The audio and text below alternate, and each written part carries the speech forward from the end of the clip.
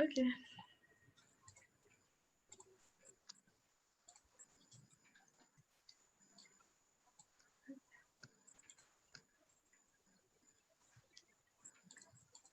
On peut y aller, Aline? Ok, c'est tout ensemble. D'accord.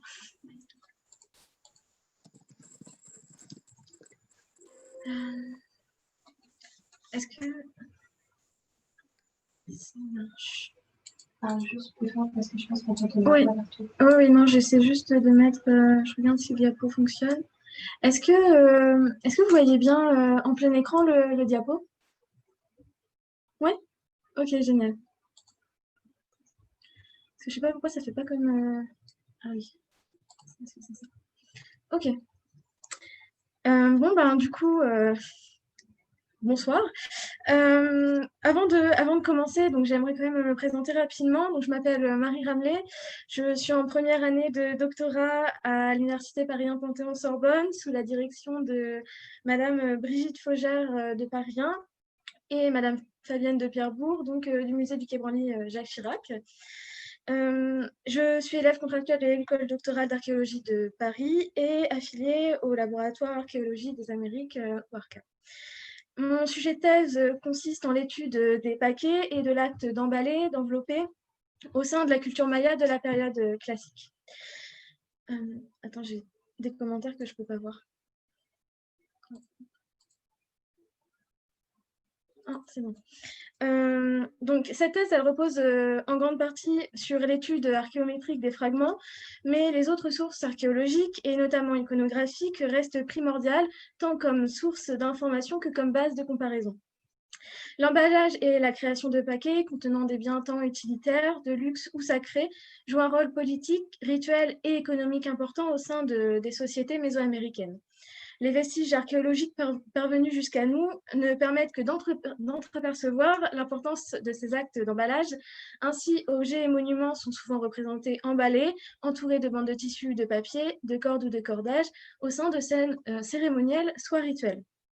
Les vestiges archéologiques, tant matériels, iconographiques qu'épigraphiques, nous permettent d'affirmer qu'il existe de nombreuses représentations et descriptions de ces paquets dans les mondes Maya, Nawa, Zapotèque ou Mixtèque, populations pour lesquelles ces paquets apparaissent comme des objets majeurs de la vie quotidienne, liés notamment aux échanges économiques, associés alors aux notions de tribu et de richesse, mais aussi de la vie rituelle, alors associée aux notions d'offrande, de pouvoir et de sacré. Alors, que nous dit l'iconographie de ces tribus, de ces offrandes, de ces effigies ou de ces insignes emballés? Alors, avant tout, une petite remise en contexte géographique et chronologique. Alors, la Mésoamérique. La Mésoamérique, c'est une ère culturelle de l'époque précolombienne qui va prendre en compte au niveau géographique les 2/3 du Mexique, le Guatemala, le Belize et la côte pacifique du Honduras, du Salvador, du Nicaragua et du Costa Rica.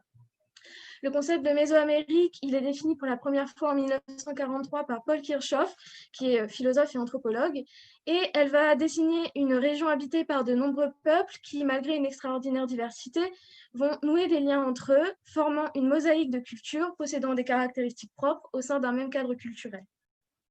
Ces populations se caractérisent ainsi par plusieurs dizaines de points communs, 90 répertoriés. Ah, on ne voit pas le diapo. Alors, attendez. Désolée, on a un petit contretemps. Alors. On ne voit pas plein écran, seulement moitié. Alors. Je vais recommencer.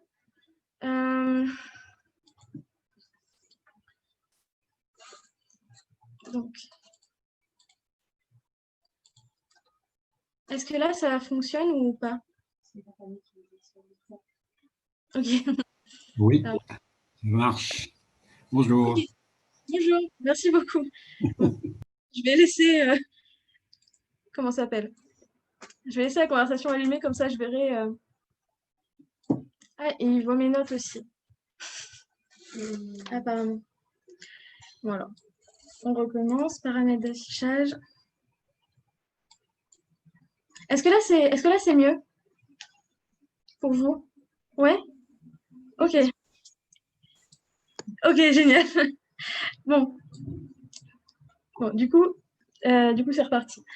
Alors, pour revenir à la Mésoamérique, donc les populations de Mésoamérique, elles vont se caractériser par plusieurs dizaines de points communs, 90 environ répertoriés à ce jour, qui vont concerner la structuration de la société, l'économie, la sculpture, l'architecture.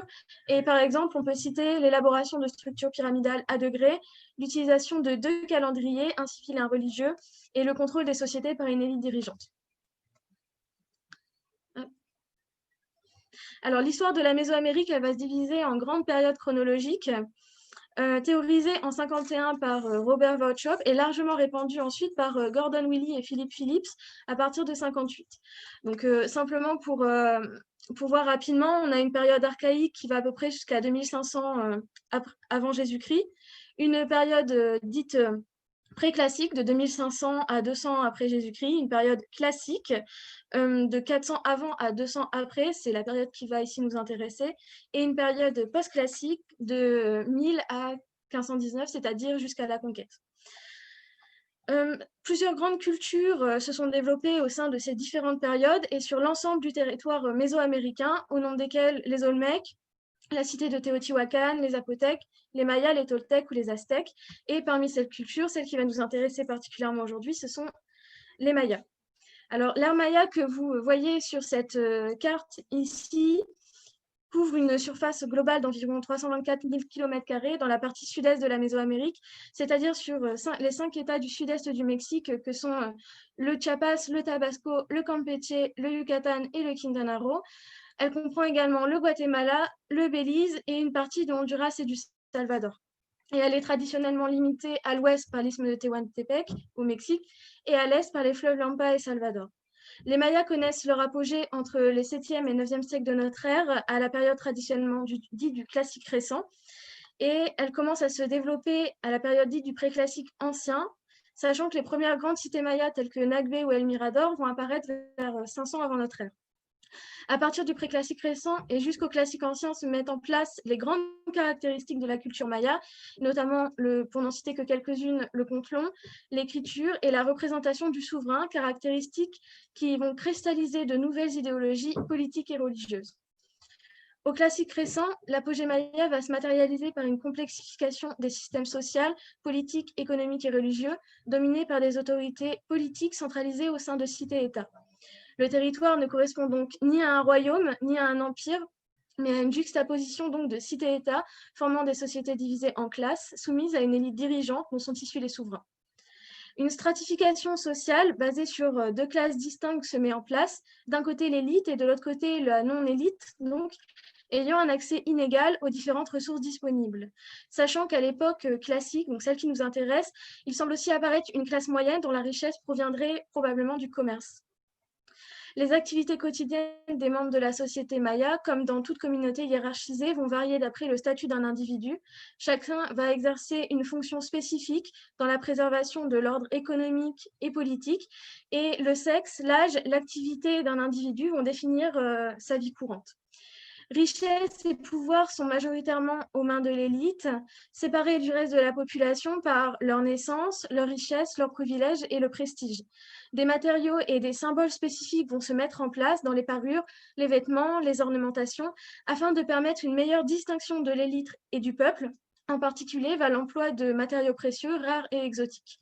Ainsi, les systèmes économiques et sociaux, politiques et religieux vont-ils être contrôlés par le souverain et les membres de l'élite qui, selon Marie-Charlotte Arnaud, étaient les producteurs, les consommateurs et les redistributeurs de biens recherchés, comme les tissages de coton précieux, les jades travaillées, l'obsidienne taillée, les plumes d'oiseaux rares, les coquillages marins.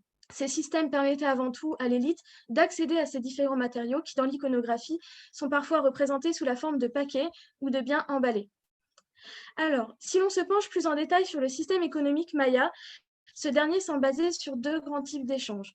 D'un côté, on aurait les échanges à l'échelle locale, c'est-à-dire intracommunautaires, basés sur la circulation des biens de consommation courants. Ces derniers étaient probablement produits par la population chargée de fournir ces biens à l'élite. De l'autre côté, nous avons des échanges de longue distance à l'échelle régionale, c'est-à-dire intercommunautaire. Ces échanges prenait majoritairement en compte des matériaux précieux sous forme de matières premières ou de biens issus des différents types d'artisanat associés à la création de biens de luxe, de prestige. Donc, ces différentes formes d'échange pouvaient prendre la forme de tribus, parfois notées dans l'iconographie et l'épigraphie par le terme patane, que vous avez ici dans cette phrase qu'on retrouve sur ce vase ici, représentant 3 lacams en train de présenter des tribus aux souverains. Mais on a également un autre terme, c'est le terme qui peut être plutôt traduit par un paiement, donc torol, que vous allez retrouver sur ce vase ici, où les pièces de tissu que vous avez là sont présentées comme un paiement, donc torol. Alors, tout d'abord, il est fort probable que les échanges intracommunautaires étaient considérés comme des tribus, majoritairement alimentaires, de la population par son élite dirigeante. Mais les échanges intercommunautaires plus complexes pouvaient également prendre différentes formes. Parmi ces différentes formes, les tribus militaires provenant de la victoire d'un royaume sur un autre, imposées par le vainqueur au vaincu et comprenant souvent, outre des biens précieux, des captifs, ce que vous pouvez voir pour le coup sur ce vase que vous avez ici. Alors, d'autres types de tribus existent, notamment les cadeaux diplomatiques apportés dans le cadre de visites, par exemple, d'ambassades. Or, mis à part la présence de captifs, ces différents types de scènes apparaissent assez difficiles à identifier et à distinguer les unes des autres.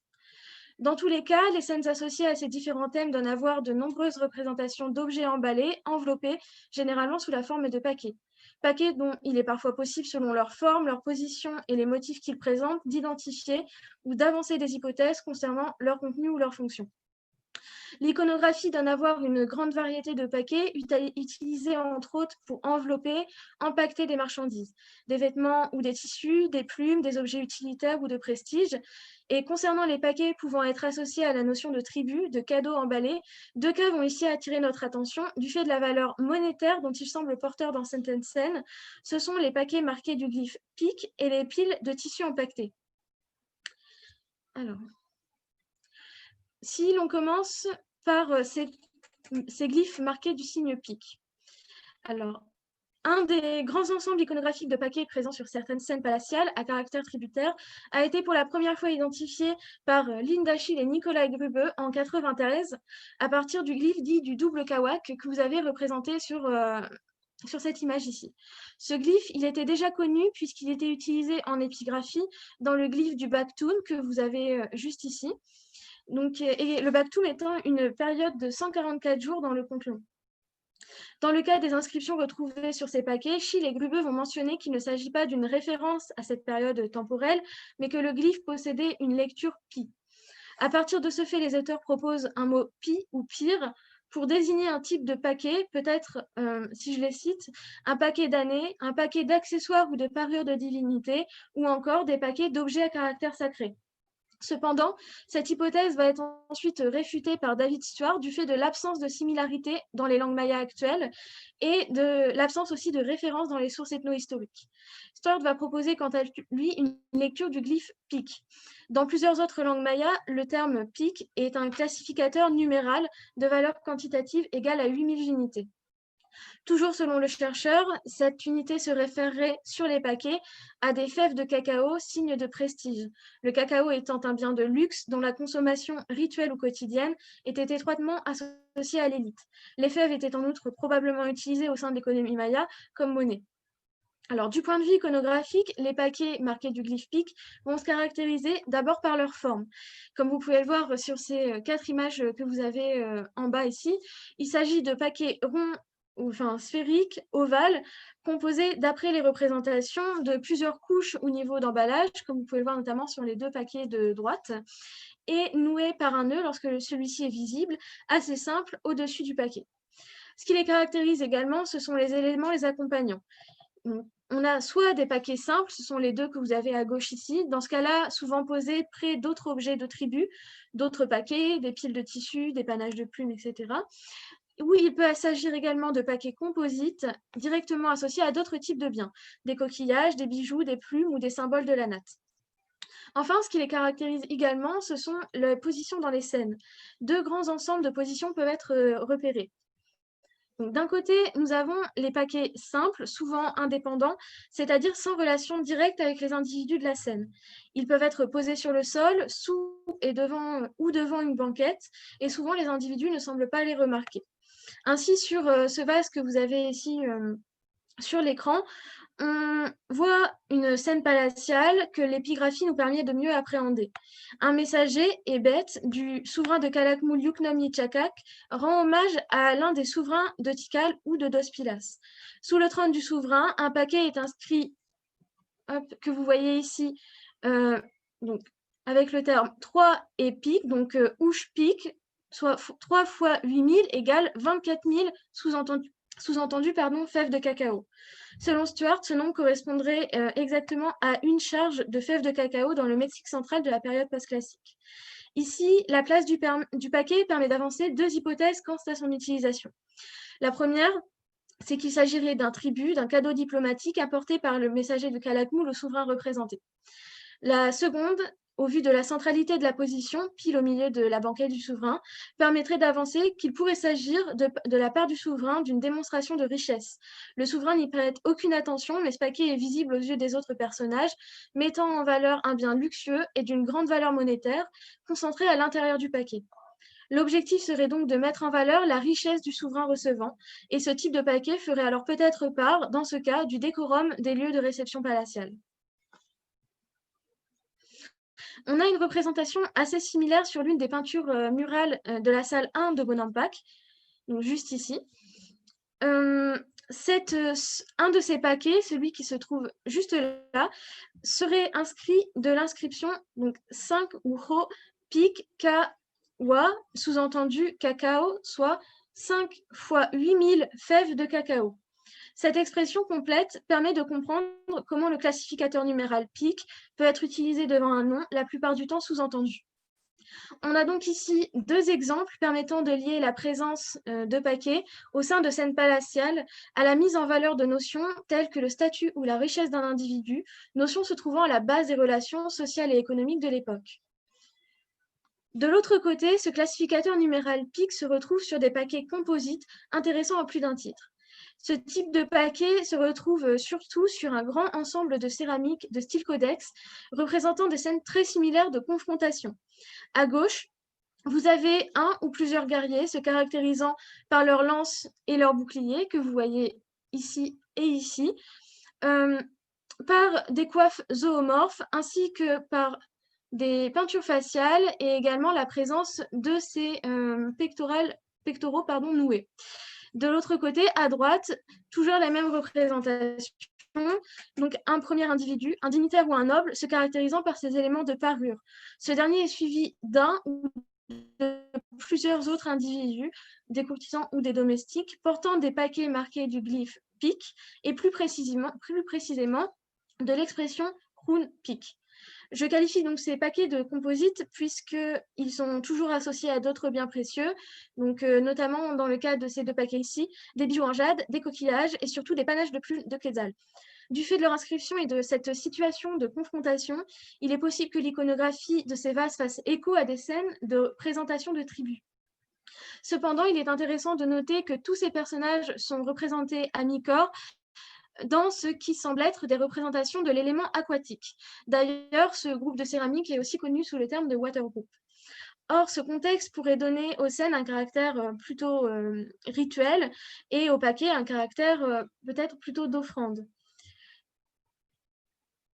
Alors, l'importance du cacao dans la culture maya et son lien, du moins iconographique, avec les paquets et l'emballage se retrouve au classique récent et à l'époque post-classique dans l'iconographie des dalles de voûte, dont certaines représentent la divinité Kawil tenant, voire déversant ses graines de cacao. Tout au long du classique, la divinité Kawil, ou dieu Ka, va s'affirmer comme une divinité au rôle important, en lien avec le renouvellement et la consolidation des richesses, notamment alimentaires et agricoles. Jusqu'à la fin du classique, ce rôle s'incarne dans une entité favorisant l'abondance et qui va apparaître de manière récurrente sur les dalles de voûte. Alors, ces dalles de voûte, elles sont en pierre et elles sont utilisées pour fermer les voûtes d'espace, notamment des habitations. Et dans le nord de la péninsule du Yucatan, ces dernières sont traditionnellement peintes et inscrites de textes. Sur une grande partie de ces voûtes apparaît donc la divinité Kawil, accompagnée de paquets de cacao ou d'autres types de grains. Sur certaines de ces voûtes, il est possible d'apercevoir des signes et des expressions que l'on retrouve sur d'autres supports en lien avec les bonnes augures et ayant pour objectif de favoriser l'abondance de nourriture ou d'eau. C'est ce que l'on peut voir par exemple sur cette dalle de voûte que vous avez ici, où Christian Prager a pu déterminer certaines inscriptions, et notamment donc celle que vous avez ici, Oshwid, beaucoup de nourriture, Iwara, de la nourriture et de l'eau. Cependant, le lien avec le cacao et les fèves de cacao laisse penser qu'il pourrait également y avoir un sens métaphorique et qu'elle ferait plutôt référence à une abondance de richesse, le cacao étant à l'époque plutôt un symbole de richesse qu'un mets courant dans la vie des populations, un bien donc réservé à l'élite, associé au pouvoir et aux tribus. On a donc un lien entre les fèves de cacao et les paquets qui apparaît assez ambigu et peut-être pas uniquement associé à un usage pratico-pratique de l'emballage, question qu'il me sera ensuite nécessaire de creuser dans le futur. Or, si l'on revient sur les céramiques dites du Watergroup, un autre type d'objet est récurrent dans ces scènes, présenté de la même manière que les paquets. Ce sont les piles de tissu, également accompagnées d'objets précieux. Si l'on compare ces deux types d'objets, l'utilisation probable de fèves empaquetées, qui deviennent de façon presque mythonomique des indices de statut et de richesse, n'est pas sans faire écho à un autre type d'objet emballé, empaqueté et omniprésent dans l'iconographie maya, les tissus. Donc, sur de nombreuses scènes palatiales représentées sur les céramiques, des piles de couleur blanche, parfois bicolores, sont souvent présentes. Ces éléments sont difficiles à interpréter et pendant un temps, ils ont été considérés comme des codex car leur iconographie est assez proche de celle de ces derniers. Cependant, les codex apparaissent plus quadrangulaires et souvent munis de couvertures en peau de jaguar, comme vous pouvez le voir sur les images ici représentées, et parfois également accompagnés de coquillages qui sont en fait des récipients pour l'encre utilisée pour les peindre et les inscrire. Alors, comment reconnaître ces piles de tissu? Une première typologie permet de les identifier avec certaines caractéristiques iconographiques. Tout d'abord, les éléments empilés. Il s'agit souvent, comme vous pouvez le voir, d'éléments rectangulaires aux bords arrondis et dont la consistance semble assez souple ou assez fluide. Parfois, la présence de lignes plus fines à l'intérieur de ces éléments leur donne un aspect plié, mettant en valeur leur nature textile. Ce qui les caractérise également, ce sont les éléments d'emballage, donc les bandes de maintien. À la différence des codex, les piles de tissu sont généralement empaquetées afin de former des ballots de tissu parfois assez proéminents. Des bandes de tissu blanches également attachent fermement les pièces et forment le paquet. On peut les trouver comme bandes de maintien centrales aux extrémités ou centrales et aux extrémités. Enfin, ce qui permet aussi de les caractériser, ce sont les éléments les accompagnants. Ces piles sont parfois représentées seules ou accompagnées de nombreux autres types de matériaux, au même titre que sur les paquets, c'est-à-dire des panaches de plumes, des coquillages et des bijoux en jade. Alors, de ce fait, en comparant la composition de ces piles à celle des paquets évoqués ci-dessus, il est possible d'avancer qu'il s'agit de tribus prenant la forme de pièces de tissu. On a sur certaines céramiques, comme j'ai pu vous montrer il y a quelques temps, des mentions de tribus textiles avec le terme yupte. Ainsi, le vase que vous avez ici devant les yeux donne à voir l'intérieur d'une résidence d'un lakam, c'est-à-dire un administrateur, une personne chargée de collecter les tribus au sein d'un royaume, lakam de Rio Azul. On y trouve un grand nombre de biens, en partie empaquetés, et notamment donc de larges paquets portant la mention Kaboul Nograin ou Ouche Kaboul 3 Nograins, donc souvent interprété comme la mention d'un certain nombre de beaucoup de grains, identifiés aussi par plusieurs chercheurs comme des haricots et non des fèves de cacao dans ce cas-là. On note également la présence de piles de tissu à deux endroits différents. Alors, parmi les biens présents sur les céramiques, comme j'ai déjà évoqué, donc les fèves de cacao, les plumes de quetzal, les coquillages, les ornements de jade, les tissus apparaissent le plus souvent et parfois en très grand nombre, comme par exemple sur le vase que vous avez ici devant les yeux, où ces piles sont apportées par des individus masculins quand sous le souverain, d'autres individus sont en train de plier et de déplier d'autres pieds. Dans ce cas, les paquets servent encore de mention iconographique de la richesse du protagoniste, image qui devait faire écho à l'utilisation réelle de ces paquets. De ce fait, au même titre que les fèves de cacao, il est possible d'avancer que ces tissus pourraient être utilisés comme monnaie. On sait qu'à l'époque de la conquête, des pièces de tissu, notamment de coton, de taille standard, étaient utilisées comme éléments de monnaie et de tribut. Ainsi, alors que les textiles, qui sont des matériaux périssables, résistent assez mal au climat de l'ère Maya et ne sont que très peu parvenus jusqu'à nous, l'importance économique des textiles à l'époque était probablement comparable à ce que l'on avait à la période des premiers contacts. Sachant que l'importance de ce type de paquet fait aussi écho à l'omniprésence du tissu dans les résidences mayas, sous la forme de vêtements, de parures, d'ameublements, donc des rideaux et des tentures, d'éléments de transport comme des litières et bien sûr l'emballage des biens. Malgré ces différents exemples, il est tout de même difficile souvent de rendre l'étude d'un type de paquet systématique et de déterminer dans une scène ce qui est purement tributaire ou purement monétaire. De nombreux paquets semblent plutôt associés à des pratiques politiques et rituelles. Alors, un des types de paquets qui apparaît de façon récurrente en iconographie, tant dans les céramiques que sur les monuments lithiques, ce sont ces paquets marqués du terme ikats. Le terme ikats, qui signifie charge ou fardeau, est interprété pour la première fois comme faisant référence à la notion de paquet en 1988 par Brian Strauss. Stuart, en lien avec les notices de charge et d'office des systèmes sociopolitiques des Mayas actuels, propose d'abord une interprétation liée au pouvoir politique, à la prise de fonction de ces charges par le souverain. Ainsi, les paquets ouverts contenant un silex et un bouclier, référence au concept de guerre chez les Mayas, sur lesquels nous reviendrons un peu plus tard, et présentés au souverain, seraient-ils associés directement à la charge de ce dernier. Cependant, suite à l'étude de pièces en jade inscrites pour les désigner du terme ikats, Stuart propose, au début des années 2000, une nouvelle interprétation.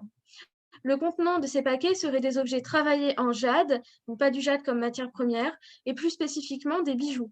Outre les références associées directement aux objets en jade, tels que cet objet que vous avez ici, qui a été retrouvé dans la sépulture de 5 de Piedras Negras, avec l'expression en vers Yikati, sa charge, suivie d'un nom, Chipo Arao, tous ces éléments permettent de dire que le terme fait référence à l'objet lui-même, et plusieurs représentations iconographiques étaient cette hypothèse de paquet associé à la notion de jade. Mais avant tout, comment reconnaître ces paquets? Tout d'abord, par leur forme. On a des paquets, comme vous pouvez le voir sur ces deux exemples, qui sont plutôt ronds et ovales, toujours surmontés d'un nœud. Leur motif, la présence donc du glyphe ikats, et leur position. Contrairement aux paquets piques, ces paquets sont beaucoup plus proches des personnages représentés. Ils sont souvent tenus dans les mains, et quand ce n'est pas le cas, ces paquets sont tout de même en relation directe avec les personnages, comme sur les deux exemples que je vous propose sur cette diapo. Alors, les représentations les plus connues de ces paquets ont été découvertes à Yaxchilan sur plusieurs linteaux. C'est sur le linteau 1 que vous avez représenté ici à gauche que se trouve le paquet ikats le plus facilement lisible. Ce linteau donne à voir le souverain Bird Jaguar fort en train de danser aux côtés de l'une de ses épouses, Lady Great Skull. Le souverain tient dans ses mains un sceptre kawil, un signe de pouvoir, tandis que sa femme tient un paquet marqué du terme ikatsi, donc ikats. On retrouve sur le linteau le même souverain dans une scène assez similaire. Mais ce dernier est alors accompagné d'une autre de ses épouses, Lady Sixsky, que vous avez représentée juste ici. Si j'arrive à trouver ma souris. Oui, juste ici, voilà. Alors, cette dernière, comme vous pouvez le voir, tient également un paquet qui, même si l'inscription est en partie masquée, permet de reconnaître une nouvelle fois le terme ikats. Alors, d'autres scènes de ces linteaux donnent à voir des individus féminins tenant des paquets qui, même s'ils sont vierges, peuvent être identifiés par comparaison comme des paquets ikats.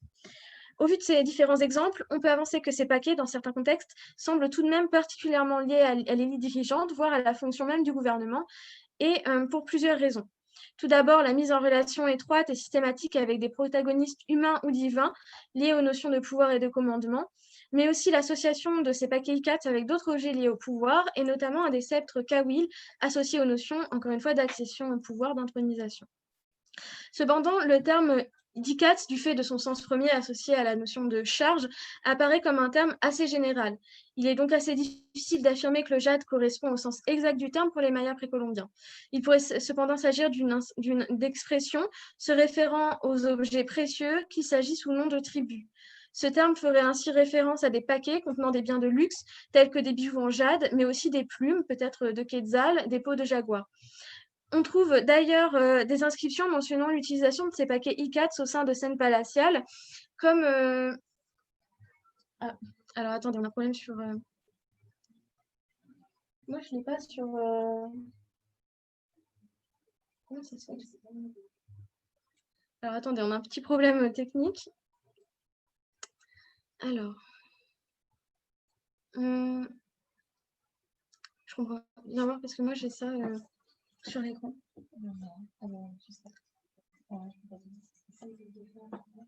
Alors, attendez, je vais devoir enlever le partage d'écran 5 minutes. 5 secondes, oui. Hop là. C'est bon là? Ok, c'est parti, on recommence. Je vais leur demander. Alors.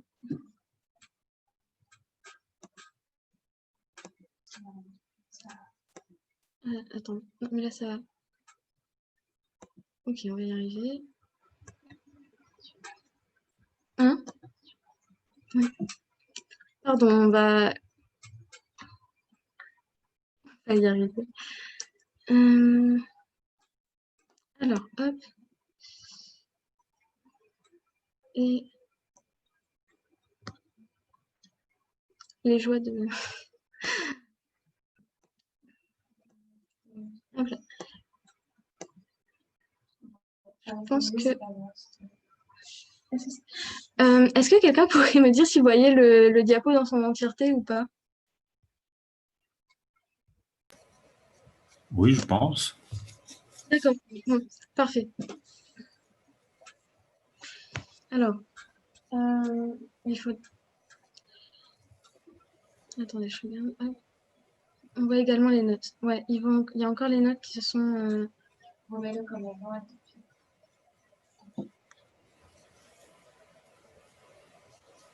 Ok. Là, par contre, il est un peu coupé. Je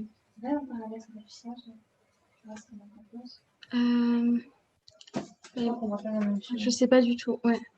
Bon, je peux me permettre. Vas-y, vas-y. Non, mais je connais pas. T'avais fait comment juste avant? Là, tu as besoin? Non, normalement, c'est bon quand je fais ça. Et après, paramètres d'affichage. Et là, ils vont en fait, tout le monde voit mes notes. Enfin, donc normalement, comme ça devrait être bon. Je sais pas pourquoi ça fonctionne pas sur l'autre. Bon. Ok, donc désolé. Donc, on reprend. Alors, donc oui, pour revenir au paquet, vous voyez, on retrouve aussi sur certaines inscriptions, on retrouve donc, pardon, des références aux tribus et aux termes ICATS, donc par exemple sur la stèle ici 32 de Narendro, où on voit la référence à 40 paquets, donc avec le terme ICATS, de plumes, de quesal et de peau de jaguar, et qu'on retrouve 2 fois. Alors, dans tous les cas, il apparaît de façon assez certaine impossible de quantifier les objets contenus dans ces paquets de la même manière que pour les paquets marqués du LIFPIC. En outre, tant les contextes de représentation de ces paquets que leur association au jade créent une ambiguïté.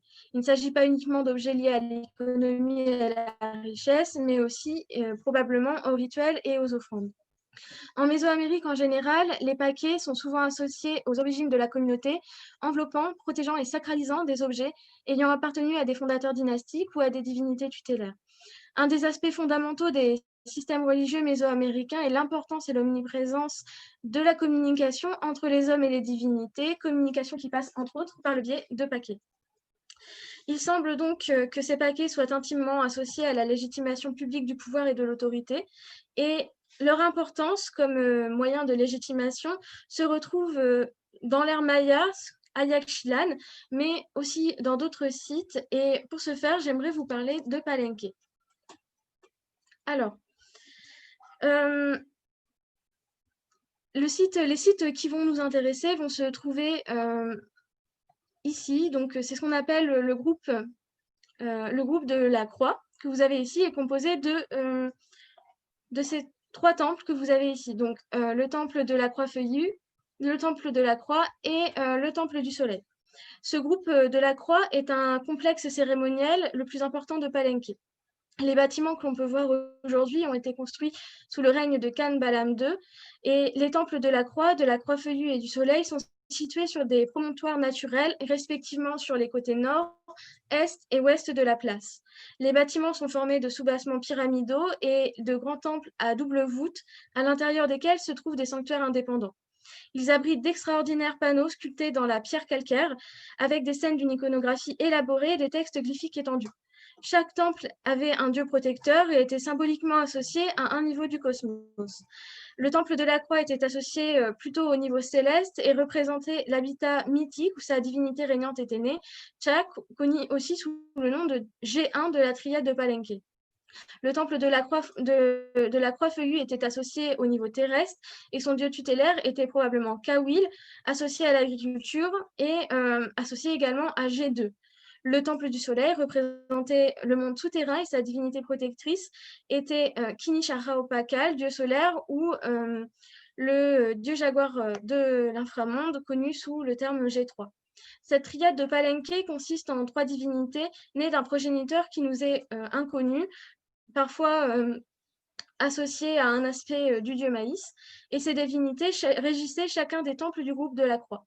Les scènes à caractère rituel sont toutes construites sur la même structure, c'est-à-dire, comme on peut voir ici, la présence de 2 individus dont l'un est toujours représenté plus petit, parfois identifié comme Pakal, donc le souverain Pakal, ou comme une entité associée à la triade. Ensuite, une figure plus grande représenterait Kinishkan Balam II à différents âges de sa vie. Ces 2 figures flanquent une icône centrale différente pour les 3 tablettes.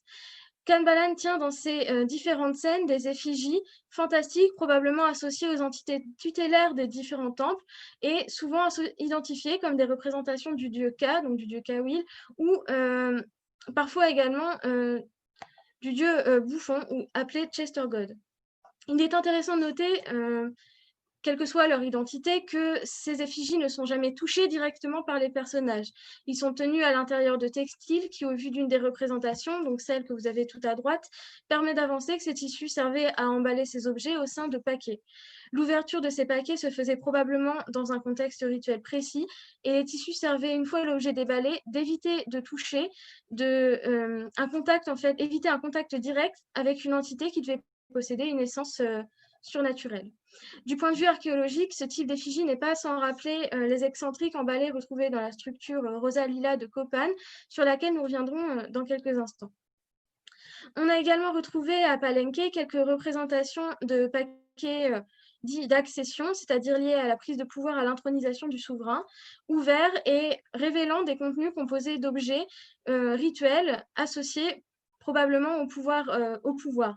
Donc des régalias, des miroirs ou des effigies d'entités associées à ce même pouvoir royal.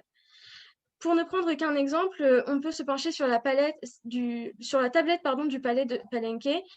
Le monument dédicacé en 720 est un large panneau comportant un texte hiéroglyphique entourant une scène sculptée en bas-relief.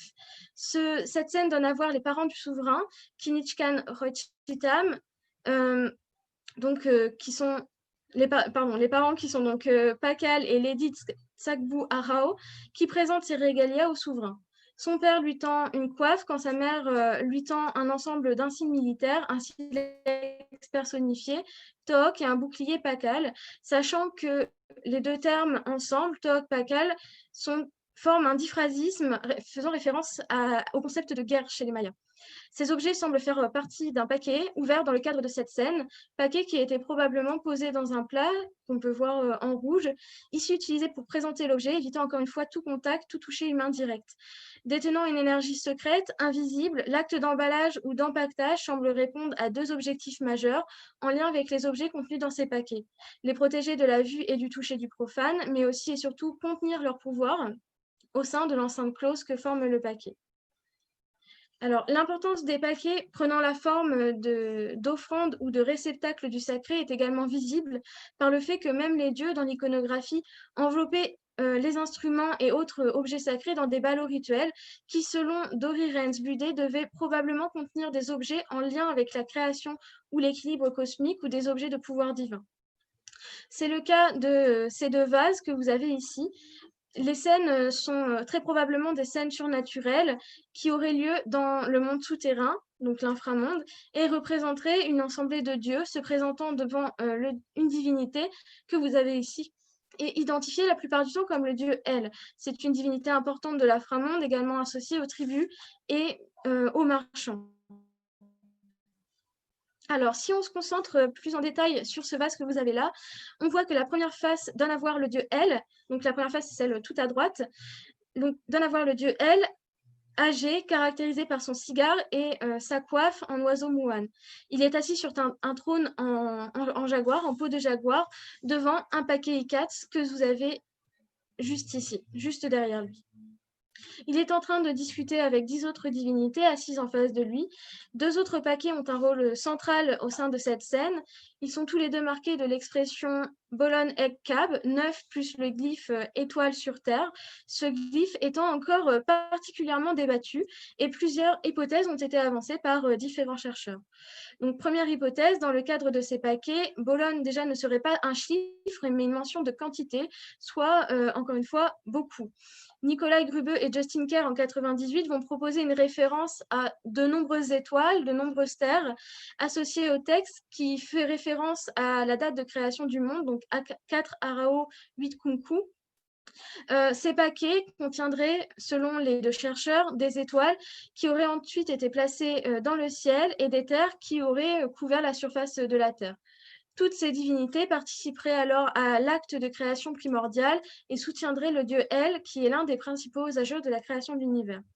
Cependant, selon d'autres chercheurs, ce terme Ekkab, associé aux guirlandes descendant de chaque côté des glyphes, permettrait de lire ce glyphe Roub, des racines chol et yucatec signifiant descendre, s'effondrer, et serait associé à la notion dite de Star Wars, donc de guerre éclair et rituel fréquente chez les Mayas. Ces différents exemples rendent bien compte de la multiplicité de ces paquets représentés dans l'iconographie maya, diversité des contenants et des contenus, répondant à la diversité des contextes dans lesquels ils interviennent. Les paquets pouvaient aussi contenir des offrandes directement associées à leur lieu de découverte et dont il a été possible de trouver quelques exemples en fouilles archéologiques. Alors, pour ce faire, j'aimerais tout d'abord vous parler des excentriques, et plus précisément des excentriques de Copan. Un des types d'objets les plus énigmatiques de la culture maya, c'est ce que l'on appelle donc des excentriques. Il s'agit d'artefacts non utilitaires taillés dans la pierre et pouvant aller de simples éclats à des pièces extrêmement travaillées et raffinées. Au vu des différents excentriques retrouvés en fouille dans l'ère maya, il semble que ces artefacts étaient des objets cérémoniels qui devaient avoir plusieurs fonctions différentes au sein de leur système idéologique et religieux. Plusieurs chercheurs ont avancé qu'il pourrait s'agir... Pardon, excusez-moi. Plusieurs chercheurs ont avancé que ces objets étaient des représentations symboliques de divinités ou d'ancêtres et étaient utilisés lors de cérémonies liées au culte des ancêtres et ou à la légitimation du pouvoir. Cependant, au vu de la diversité de leurs formes, des personnages ou des événements auxquels ils sont associés, du type de représentation, figurative ou abstraite, des contextes de découverte, on ne peut qu'imaginer la diversité des utilisations et des fonctions des excentriques, de la représentation d'entités à une nature d'armes rituelles. Dans tous les cas, il s'agissait très probablement d'objets sacrés et tant l'iconographie que l'archéologie permettent d'avancer que ces derniers étaient parfois emballés, enveloppés. C'est le cas notamment de ces exemples et qui font partie d'un ensemble retrouvé dans la structure Rosalila de Copan que vous avez ici et qui a été juste ici, qui a été retrouvé en fait sous la structure 16 du site en 1988. Alors, lors de la fouille et de l'extraction, les excentriques de cette structure ont été maniés afin de pouvoir préserver les restes textiles et de cinabre retrouvés à leur surface.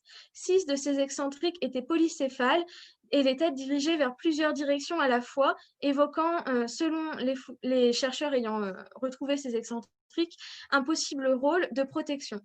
Selon les analyses de ces chercheurs, ces excentriques auraient pu être utilisés comme des armes rituelles, dotées d'un important pouvoir religieux et ayant pour objectif de protéger les espaces sacrés de la structure Rosalila. Ces vestiges ont permis d'avancer que ces excentriques étaient chacun emballés séparément dans des tissus bleus, verts et bruns, ainsi que dans un tissu d'écorce pour compléter le paquet sacré. Donc, tous ces excentriques sont donc emballés séparément, puis ensemble afin de former un paquet, un ballot qui formera l'offrande. Cette pratique d'enveloppement évoque ce qu'on a pu voir en iconographie de l'utilisation des textiles comme matériaux d'enveloppement, d'emballage, d'objets et d'offrandes sacrées.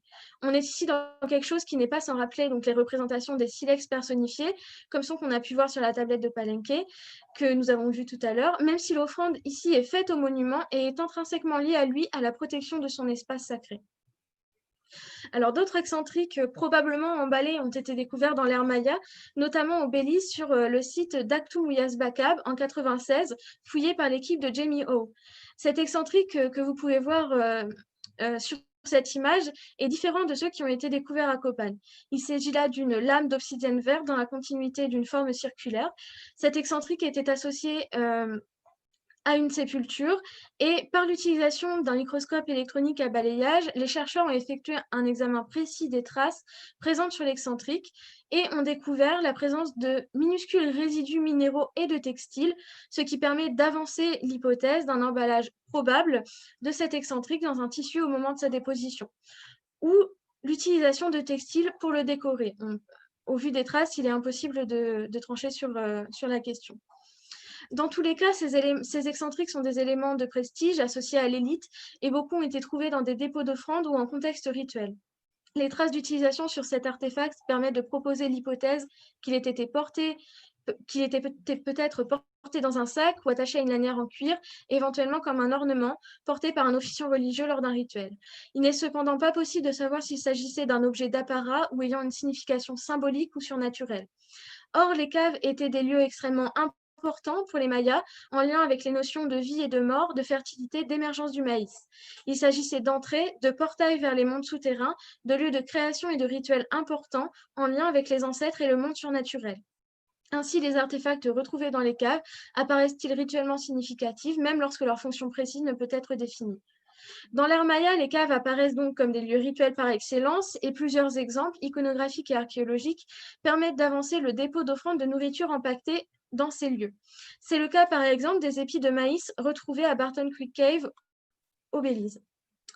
Alors, Barton Creek Cave, que vous pouvez voir entouré ici sur cette carte, est un site localisé à l'ouest du Belize, près de la ville actuelle de San Ignacio. Les vestiges y ont été retrouvés, non seulement été dans les premiers 500 mètres en partant de l'entrée, et étaient assez variés. On a retrouvé des céramiques, des objets lithiques, des objets taillés, des restes de végétaux et des restes humains également. Ces textiles ont également été retrouvés à cet endroit et outre le côté exceptionnel de la conservation des tissus, ce qui nous intéresse est que ces derniers étaient en contact avec des vestiges végétaux carbonisés, comprenant notamment des épis, des grains et des spades de maïs, mais aussi des pépins de courge, des graines et des restes de piment, du charbon, du cacao et du copal. Le contenu de ce dépôt a été considéré comme les vestiges d'une offrande faite pour les divinités terrestres, probablement comme paiement symbolique lié à la fertilité des sols. Ces textiles bien conservés, il s'agissait de sergés, comme vous pouvez le voir sur cet extrait de l'article de Christopher Morart, ont été trouvés en association donc avec plusieurs espèces de plantes domestiquées. Or, le seul autre exemple que l'on a de vestiges textiles associés à du maïs a été retrouvé devant une banquette royale à Aguateca au Guatemala. Et selon les spécialistes ayant fouillé le site, cet ensemble de maïs enveloppé pourrait être une offrande de terminaison effectuée avant l'invasion et la destruction du site. Si ces textiles ont pu être utilisés comme couverture sur laquelle auraient été déposées les offrandes, il est aussi probable qu'ils emballaient, enveloppaient les offrandes et formaient un paquet, ensuite déposé comme offrande à l'intérieur de la grotte. Ainsi, les paquets, tant en iconographie que dans le cas archéologique, comme ceux que l'on a pu voir ici, matérialisent et répondent aux notions de dette, d'obligation des humains envers les entités surnaturelles. L'idée d'un pacte sacré est un thème persistant au sein des rituels mésoaméricains. Les chercheurs utilisent ce concept pour décrire l'acceptation résignée de la perpétuation d'une relation de base établie dans un passé lointain entre des individus et de puissantes entités spirituelles. La notion de base est la notion de base est donc la notion d'obligation. Les humains dépendent de cette dette originale établie par leurs ancêtres, une dette qu'ils sont obligés de maintenir à travers les générations. Cette redevance se traduit couramment par le sacrifice et par les offrandes. Le sacré n'apparaît donc pas simplement comme un attribut ou une catégorie, mais comme une relation structurée, décrite comme une transition réciproque, un quid pro quo au premier sens du terme. Une dette donc permettant de conserver l'équilibre du cosmos. Les paquets rituels sacrés n'étant qu'une partie de ce paiement, rendant compte de l'importance de ces derniers dans tout type d'échange, quelle que soit l'échelle, ou les protagonistes de ces échanges, d'humain à humain ou d'humain à divin. Or, l'emballage va dépasser l'usage lié aux objets pour venir intervenir dans certains types de pratiques funéraires intrinsèquement liées aux conceptions mayas de la mort et de l'au-delà. Donc, les pratiques d'emballage d'enveloppement qui semblent particulièrement prisées en Mésoamérique se sont rapidement étendues en dehors des offrandes et des tribus impactées pour atteindre les rites funéraires en prenant la forme d'emballage mortuaire des défunts pour leur séjour dans l'au-delà. La création de paquets funéraires semble intrinsèquement liée à la notion d'ancêtre, puisque c'est la pratique des rites qui permet aux défunts de s'accomplir pleinement sous ce nouveau statut.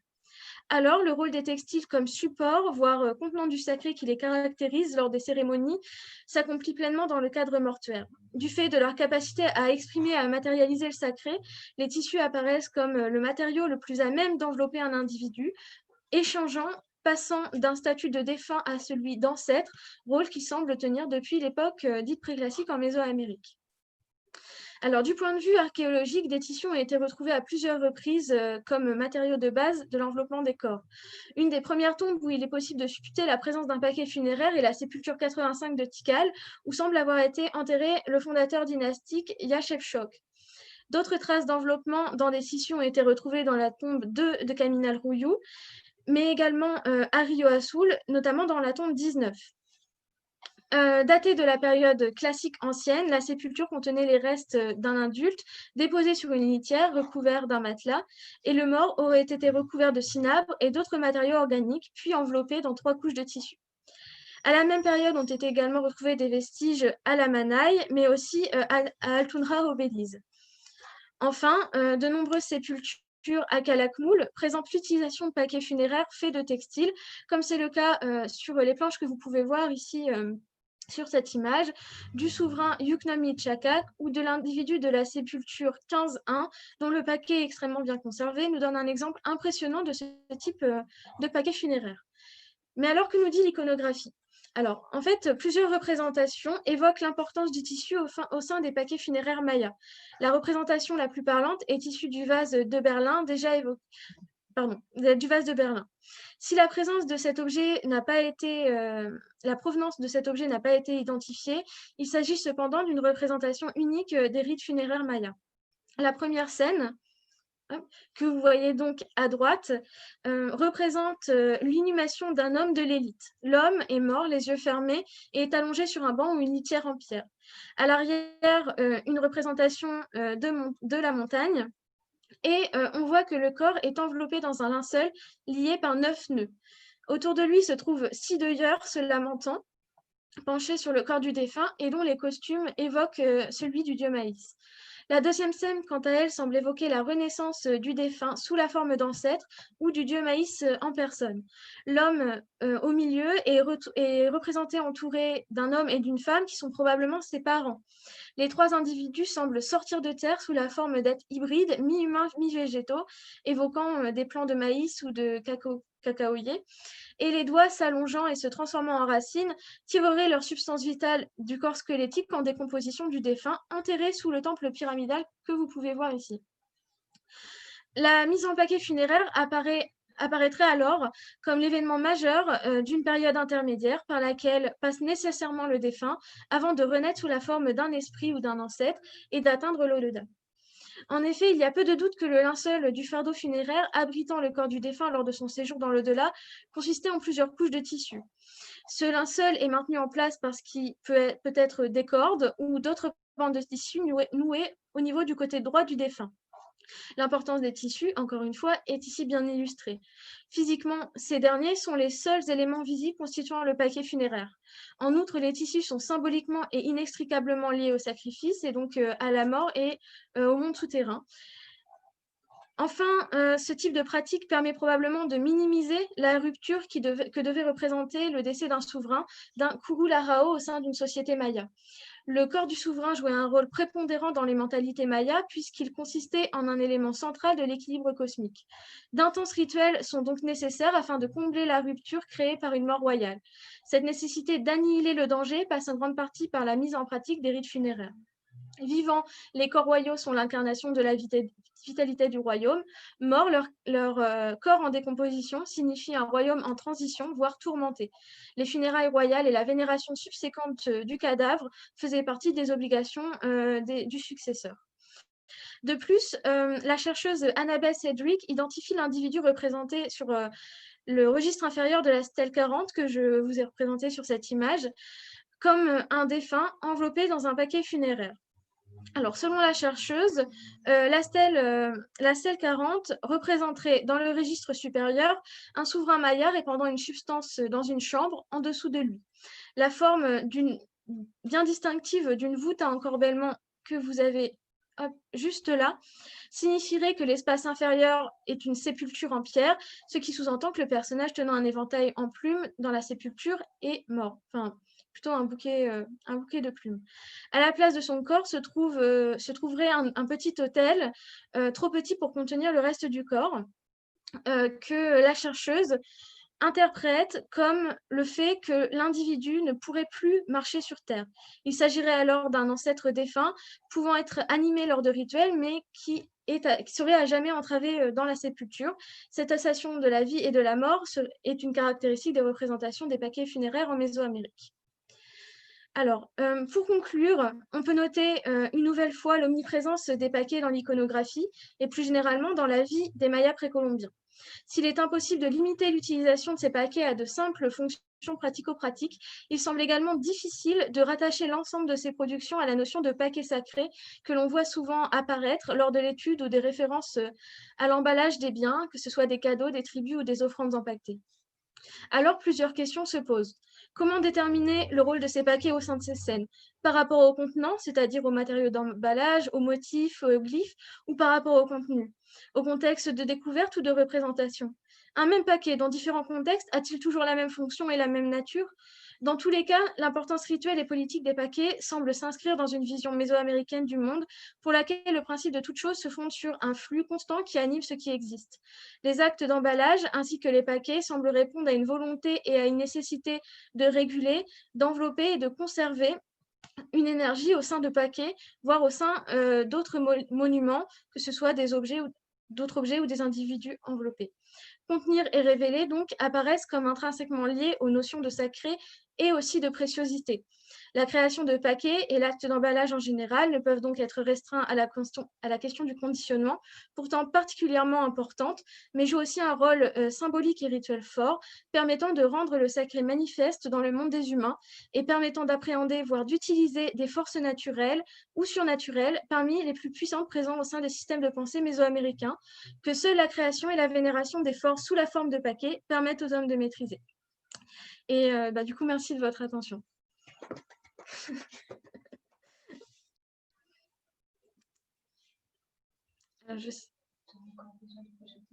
Non, je pense que c'est bon. Je sais pas, du coup, si vous avez des questions ou...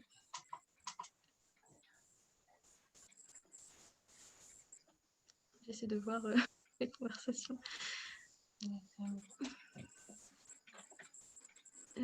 Alors, je vais juste, du coup, fermer le diapo sur lequel je reviendrai si vous avez des questions plus précises.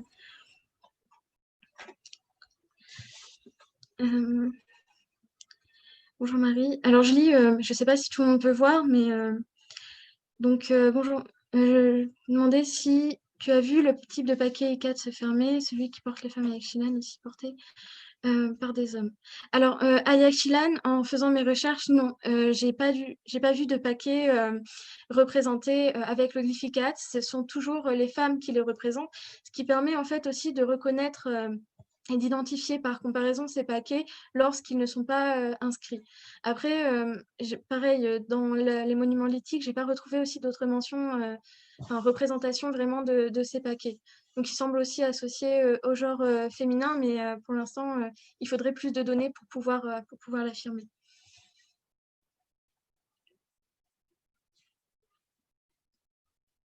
Ouais.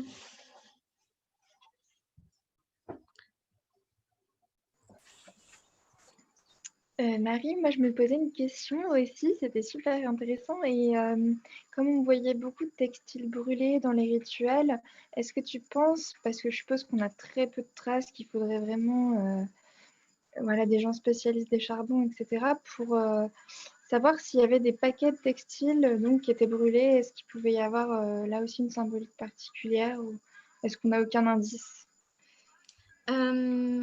Alors franchement, les restes, les vestiges qui restent actuellement sont encore beaucoup trop fragmentaires pour pouvoir répondre à la question. Donc non, vraiment, je n'ai pas du tout d'informations, du moins pour le moment, sur cette question de paquets qui seraient sciemment carbonisés. Après, c'est aussi probable, s'ils ont été donnés aux divinités, qu'ils soient brûlés comme moyen de transférer un peu l'offrande à des divinités. Mais on n'a pas du tout. Il faudrait voir peut-être en comparant avec des éléments ethnographiques, toute proportion gardée, bien sûr, ce que ça pourrait donner. D'accord, merci.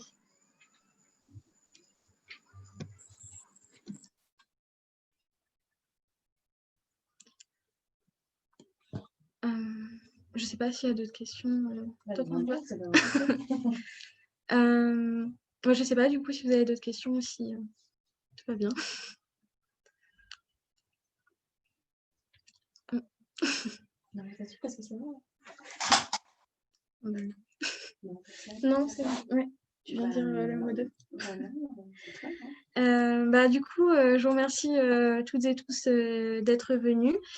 Et j'espère qu'on se reverra bientôt pour une autre conférence. Et la vidéo sera bientôt disponible sur le Facebook sur les réseaux sociaux. Voilà. Et donc, merci encore à tout le monde et bonne soirée. N'oublie pas de désenregistrer.